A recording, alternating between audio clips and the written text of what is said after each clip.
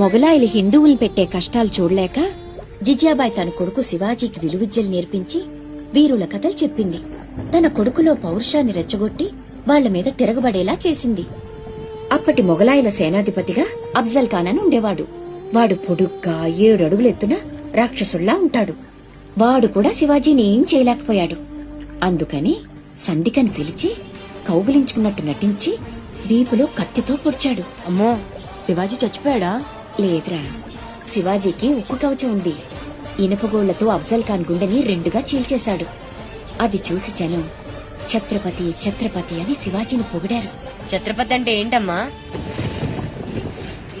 తన కోసం తను బతికేవాడు మనిషి, నలుగురు కోసం బతికేవాడు ఛత్రపతి.